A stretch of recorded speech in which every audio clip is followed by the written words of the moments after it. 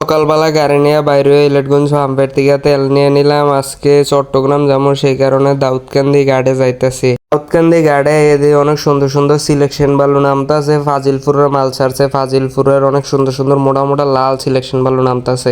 বালি টালি দেখে আমার আর আজকে কোনো লাভ নাই, কারণ আমার আজকে চট্টগ্রাম বা ওই সাইডে কোনো সিলেকশন বালুর অর্ডার নাই। সেই কারণে দাউদকান্দি থেকে ভাড়া নিতে হইব আরেকজনের মাল। আমি গাড়িতে লোড করে নিয়ে যাবো, আমার ভাড়া দিব। এই গাড়িটা রাখা গাড়ির ভিতরে মেন গাড়ি যাইতেছি, দেখি ভাড়াটার কি অবস্থা, চট্টগ্রামের ভাড়াটারা আসেনি।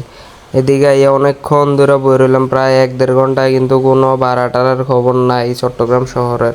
2-3 ঘন্টা অপেক্ষা করার পরে চট্টগ্রাম শহরের ভিতরে বদ্দারহাট এক গাড়ি সিলেকশন বালুর অর্ডার হয়েছে। 360 ফুট বালু নিয়ে যাবো ওই বদ্দারহাট পয়েন্টে। ফাড়াইলো পয়েন্টে ইয়ে দেখি গাড়ির অভাব নেই, 5-6টা গাড়ি আছে। এই গাড়ির পরে আমি এর লেগে একটু ঘুরাঘাড়ি করতেছি, গাড়িটা দিয়ে রেখা সিলেকশন বালু ভালো আইসে নি দেখতাছি। আমার আবার অনেক পার্টি আছে, হ্যাঁ করে ছবি টবি ফাটাইতেছে যে মোটামুটি এখন এই বালুটা আছে, পছন্দ হলে যোগাযোগ করেন, মালটাল সাপ্লাই দিতে পারবো। তারপরে আমার আবার যারা পার্টি আছে হ্যাঁ করে কিন্তু আমি বললে রে আমার আগে কমসে কম 20 থেকে 30 হাজার টাকা অ্যাডভান্স পাঠানোর পরে গাড়ি লোড করি। কারণ ভাই অনলাইনে অপরিচিত মানুষের জন্য যদি এনে এক গাড়ি বালুর দাম আছে 60 থেকে 65 হাজার টাকা, মালটা লোড করি পরে যদি হ্যাঁ ফোন টোন না ধরে, তাইলে এই পুরোটা মালের ড্যামারেজ সব কিছু আমার উপরে পড়ে।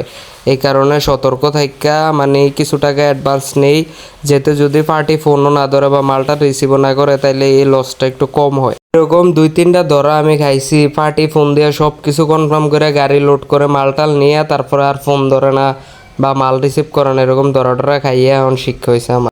মানুষ তো সব এক না, ভালো খারাপ মিলেই দুনিয়া। এখন কারোর যদি সিলেকশন ভালো টালো লাগে যোগাযোগ করতে পারেন আমার সাথে, মালটাল সাপ্লাই দেওয়া যাবে। এখন গাড়িটারে লোড করে কথা বলতে বলতে দাউদকান্দি গাড়াতে বাইরে হয়ে যেতেছি। 2-1 দিন বৃষ্টি হলে গাড়ির রাস্তাটা এত পরিমাণে খারাপ হয়ে যায় যে গাড়িটা নিয়ে বাইরে হইতেছি, ক্যাপাসিটি মাল লোড কিন্তু অবস্থা খুব খারাপ হয়ে যেতেছে গাড়িটা নিয়ে বাড়িতে। চট্টগ্রামের উদ্দেশ্যে রওনা হয়ে গেছে এখন।